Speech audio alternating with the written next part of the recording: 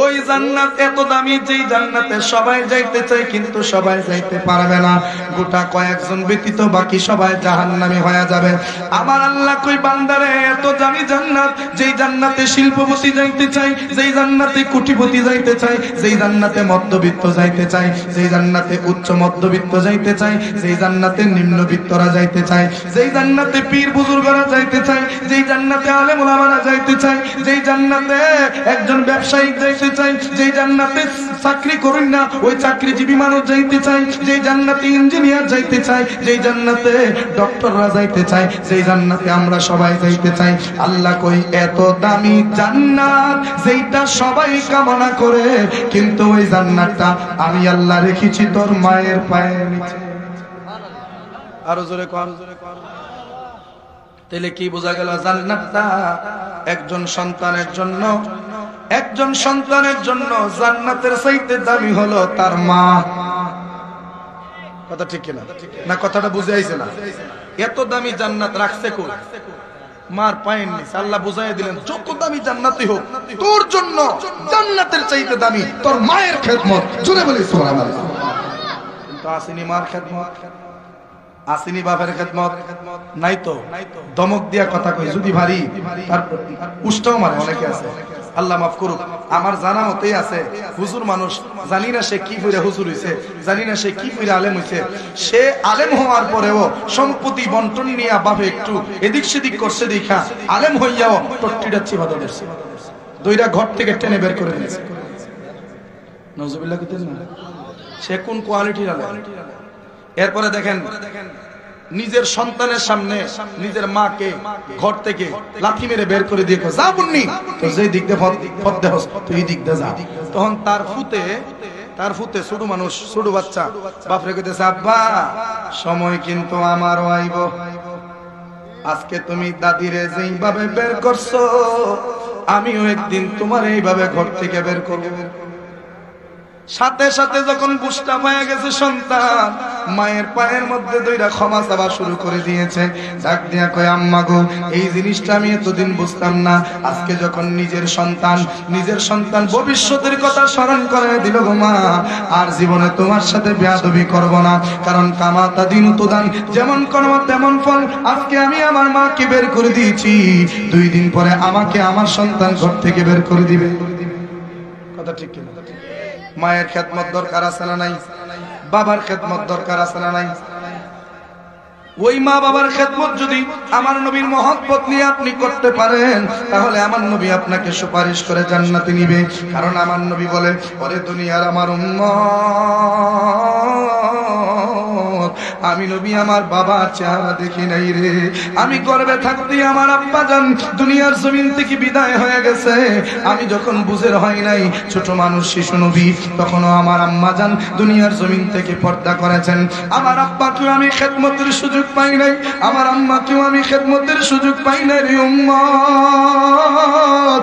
আমার কোন উম্মত যদি মায়ের খেদমতে বাবার খেদমতে নিজের জীবনটারে উৎসর্গ করে দিতে পারে ওই উম্মতটারে জাহান্নামে রেখে আমি নবী জান্নাতে প্রবেশ করব না। আমার নবী কয় মায়ের দাম বাবার দাম তোমাদের কাছে অনেক বেশি, কিন্তু বর্তমানে আমরার কাছে কিন্তু সাইরানারও এই মা বাবার কোনো মূল্য নাই।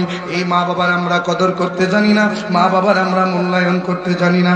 আমার দয়াল নবী রাহমাতুল লিল আলামিন বলেন আল জান্নাতু তাহতা আকদামিল উম্মাহাত, প্রত্যেকটা মায়ের পায়ের নিচে সন্তানের জন্য বেহেশত রয়েছে, সন্তানের বেহেশত যার মায়ের পায়ের নিচে। আবার অন্য হাদিসে নবী ডাক দিয়া বলে রিদার রাব্বি ফি রিদাল ওয়ালিদাইন ওয়া সাখাতুর রাব্বি ফি সাখাতিল ওয়ালিদাইন, পিতামাতার সন্তুষ্টিতে আমার আল্লাহর সন্তুষ্টি, পিতামাতার অসন্তুষ্টিতে আমার আল্লাহর অসন্তুষ্টি। এবার আপনারা বলেন পিতামাতার খেদমত করে পিতামাতাকে খুশি করে আমার আল্লাহকে সন্তুষ্ট করতে আমরা চাই কি চাই না? পিতামাতা যদি কোনো সন্তানের প্রতি রাজি হইয়া যায়, মা বাবা যদি কোনো সন্তানের প্রতি রাজি খুশি হইয়া যায়, আমার আল্লাহ কই আমি ওই বান্দার প্রতি খুশি হইয়া গেলাম। আর যদি পিতামাতা সন্তানের প্রতি কোনো অভিযোগ থাকে, পিতামাতা যদি সন্তানের প্রতি রাগ ঘোষা অথবা যে কোনো কিছু নিয়ে যদি পিতামাতার মনে সন্তানের প্রতি কোনো কষ্ট থাকে রে নামাজ পড়তে পড়তে কপাল খাওয়ায়া ফেলবি, কিন্তু সিজদা আমি আল্লাহর দরবারে কবুল হবে না। হজ করতে করতে সম্পদ সব শেষ করে ফেলবি, কিন্তু আমি আল্লাহর দরবারে কবুল হবে না। তুই যাকাত দিতে দিতে সম্পদ শেষ করে ফেলবি, কিন্তু আমি আল্লাহর দরবারে কবুল হবে না। তুই কি করবি? দান সদকা করতে করতে সারাটা জীবন তুই দানবীর হইয়া সমাজের মধ্যে বসবাস করবি, কিন্তু আমি আল্লাহর দরবারে তোর দানগুলি কবুল হবে না। কারণ প্রত্যেকটা আমল কবুল হয়, প্রত্যেকটা আমল কবুল হয় নিয়তের উপরে। তুই নিয়ত করছস বালা, কিন্তু তোর মারে দিছস কষ্ট। নিয়ত করছস বালা, কিন্তু বাপরে দিছস কষ্ট। এই জাতের নিয়ত, এই জাতের ইচ্ছায় আমি আল্লাহর সন্তুষ্টি অর্জন করতে পারবি না। পিতামাতার খেদমত কর, পিতামাতার অসুস্থতার সময় খোঁজ নে, তাদের দেখাশোনা কর, তাদের চিকিৎসার দায়িত্ব নে। তাদের খেদমত যদি করতে পারস, মক্কায় আসা লাগবে না, কবুল হজ তোর মায়ের পায়ের নিচে হয়ে যাবে। আর জোরে কোন সুবহানাল্লাহ। আমার নবী ডাক দিয়া বলে, কোন বান্দা যদি নেক নজরে তার মায়ের চেহারার দিকে মাত্র একটা নজর তাকায়, আল্লাহু আকবার, কোন সন্তান যদি নেক নজরে মায়ের চেহারার দিকে একবার তাকায়, আমার নবী কয় একটা কবুল হজ্জের সওয়াব তার আমলনামার মধ্যে লিখে দেওয়া হবে। সাহাবী ডাক দিয়া কয়, ইয়া রাসূলুল্লাহ, নবীজি, যদি আমি 100 বার আমার মায়ের দিকে তাকাই, আমার নবী কয়, ওরে আমার সাহাবী শুনে নাও, একবার তাকাইলে একটা কবুল হজ্জের সওয়াব, 100 বার তাকাইলে আমার আল্লাহ তোমার আমলনামায় 100টা কবুল হজ্জের সওয়াব লিখে দিবেন। মানে 1000 বার তাকাইলে 1000 কবুল হজ্জের সওয়াব। এই জন্য যারা মা হারাইছে এই বরকতটা তারা হারায়া ফেলছে। কারণ নবী কয়, বাবাকে তোমরা কাবা জানিও, মদিনা জানিও, মাকে যদি গো তারা বেঁচে থাকে, ও যদি গো তারা বেঁচে থাকে, সে বিও পিতাকে, সে বিও মাতাকে, সে বিও পিতাকে, সে বিও মাতাকে, কাবার চেয়ে বড় সম্পদ করিও আমার উম্মত, ও করিও আমার উম্মত। আমি করি নাই, করিতে পারি নাই, আমি করি নাই, করিতে পারি নাই, আমার পিতা মাতার খেদমত করিও আমার উম্মত, ও করিও আমার উম্মত।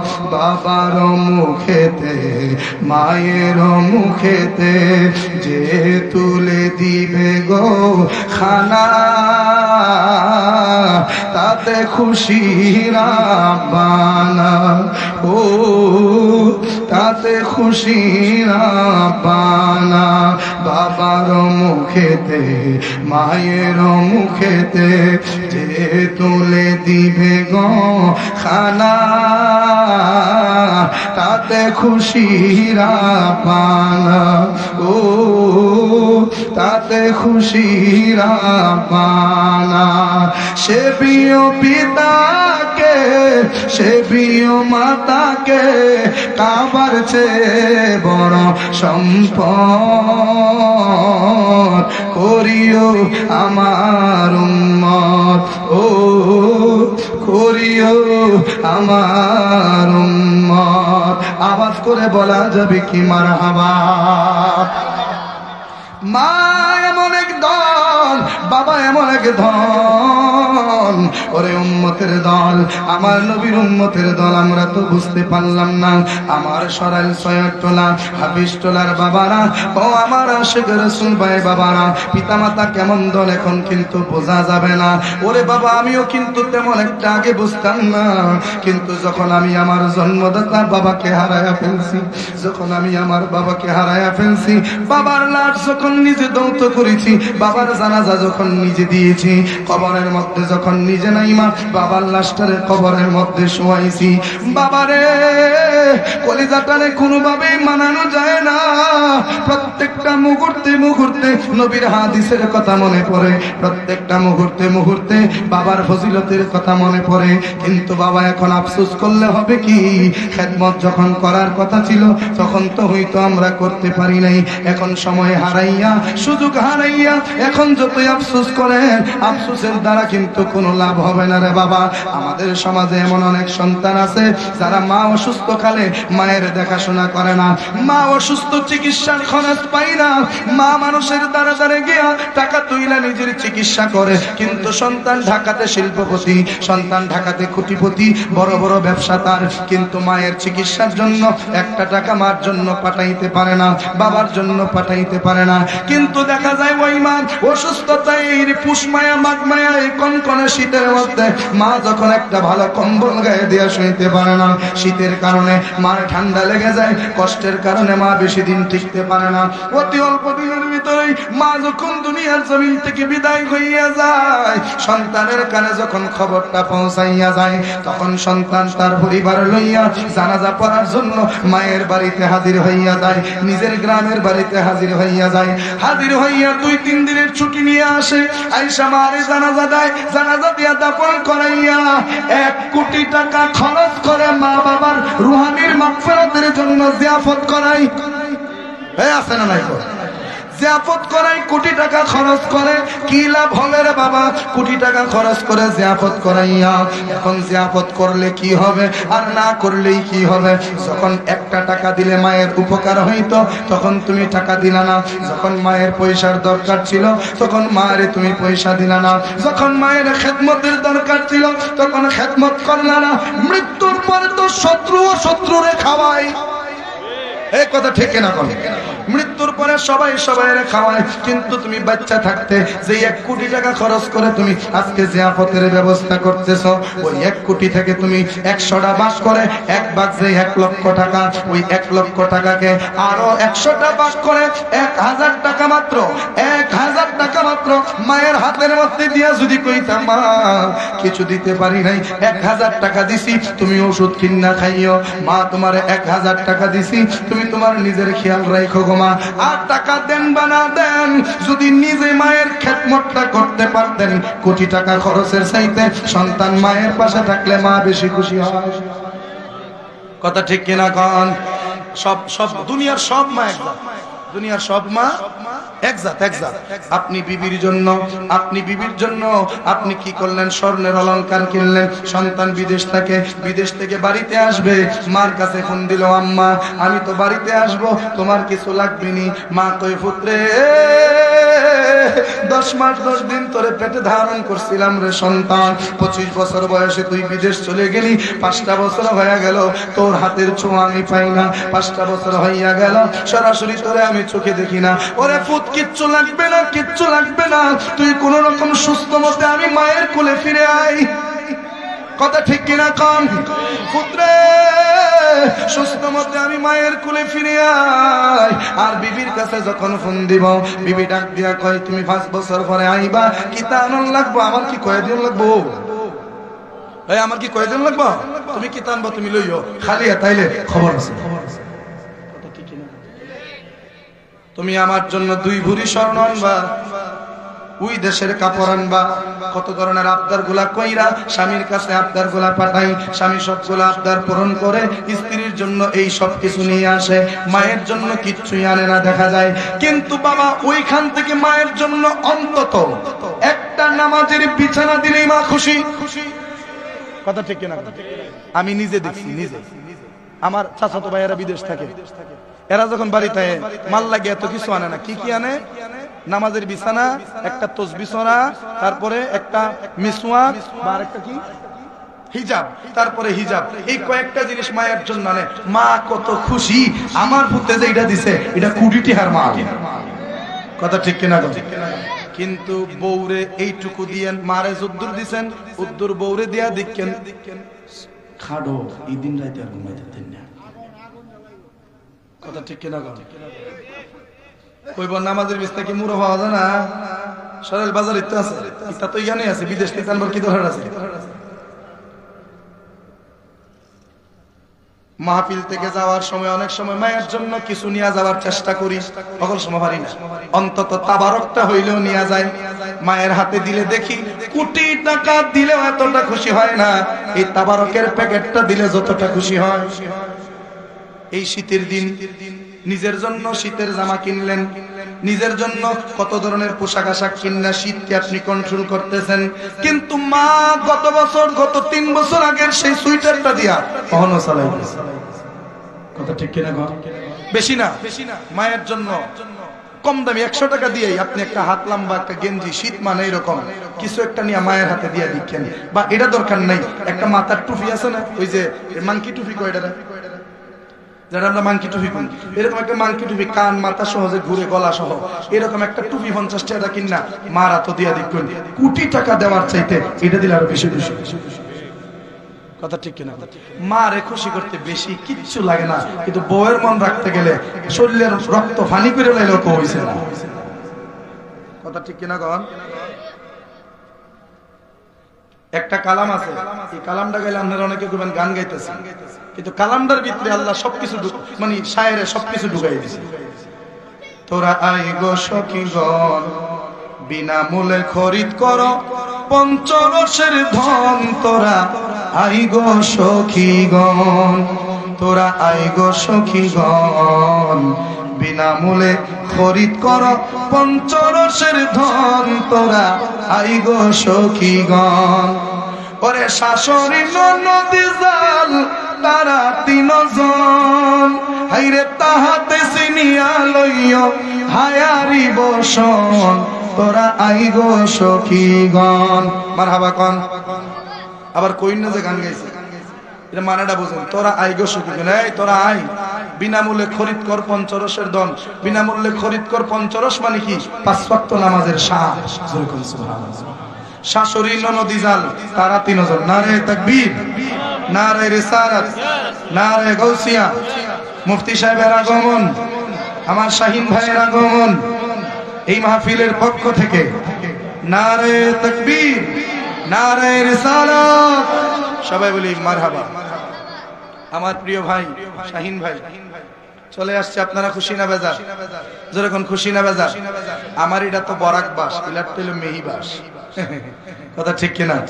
আওয়াজ খুব মিষ্টি, আমার আওয়াজটা একটু মুডার। আমি একটা না জান অর্ধেক খতম করে তুইয়া এরাইছি আয়া দি উমার রাস্তায় যে খোয়া সাগো 2 হাত জায়গা হইয়া জায়গা আল্লাহ সুস্থ মতে আনাইছে।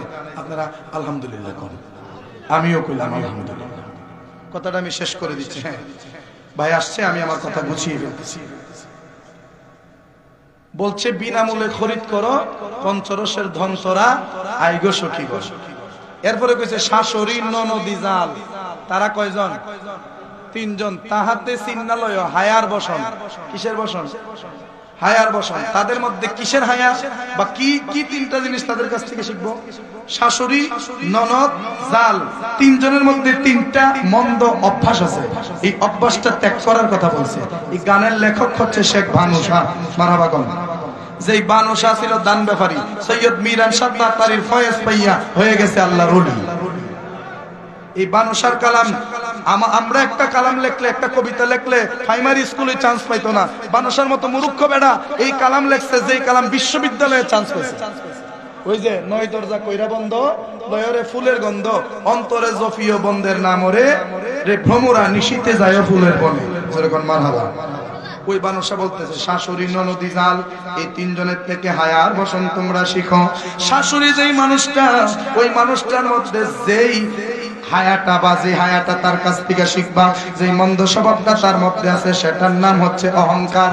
কারণ ওই শাশুড়ি সংসারের ধরে রাখার জন্য নিজের ফুতের বউয়ের সাথে ঝগড়ায় লিপ্ত হয়। ফুতের বউ জন সাবিটা সা, আমি জন্ম দিছি, আমি লালন পালন করছি, আমি এত কিছু করছি, সবকিছু আমার, ফুতো আমার, তুই 2 দিনের শুনে বিয়ে হইছস, তুই হন আমার পুত্রের দাবি করো। কথা ঠিক কিনা? আচ্ছা কোন এই বিড়ির জামাই এই বিড়ির দাবি করতে পারে না? পারে কিনা? শাশুড়ি তো বুঝতে নেওয়ার দরকার, কারণ শাশুড়ি যখন তার স্বামী ছিল সেও তো তার শাশুড়ির কাছে এইরকমই দাবি করতো। কথা ঠিক কিনা? ওই শাশুড়ি দাবি করে কি সন্তান আমার, সন্তান কি আমার, লালন পালন আমি করছি, আমার আর আমি, এই যে আমিত্ব, এই আমিত্বকে কুরবানি করার কথা, এই আমিত্বকে বিলীন করার কথা এই কালামে বলা হয়েছে। মারহাবা। আমি শর্ট করে বলতেছি, বিশ্লেষণ করলে এটা দিয়ে 1 ঘন্টা ওয়াজ করব। এরপরে কইছে শাশুড়ির ননদি জাল, ননদ, এই ননদের মধ্যে যেটা, এটা হইলো হিংসা। এটা কি হিংসা। ভাবিরে একটা দামি জামা পায়ে আইনা দিছে, ননদের পছন্দ হইছে, কো ভাবির আমার দেলাই লই যাবা, কথা ঠিক কিনা? ভাই আর ভাবি সুন্দর করে চলবো, ননদের সেটা সহ্য করতে পারে না, হিংসে করে, আছে না নাই? এটা জাতিগত। এটা কি জাতিগত। ওই হিংসা থেকে নিজেকে বাঁচাতে হবে। 3 নাম্বার যেটা হচ্ছে যা যা যা মানে জাল। একজন শ্বশুরে, একজন বাবার 2টা ছেলে থাকলে 2 ছেলে যদি বিবাহ করে, তারা বউ বউ কি হয়? জাল। এই জালের মধ্যে যেটা, এটা হইলো আপনার রিয়া। এটা কি রিয়া। দেখবেন বড় ভাই যখন বড় ভাইয়ের বউরে একটা স্বর্ণের বালা দেয়, এটা যখন কোন রকম মানে তেনের তো এটা হজম হইতেছে না, কতখানে চুড়ুলারে দেখাইব।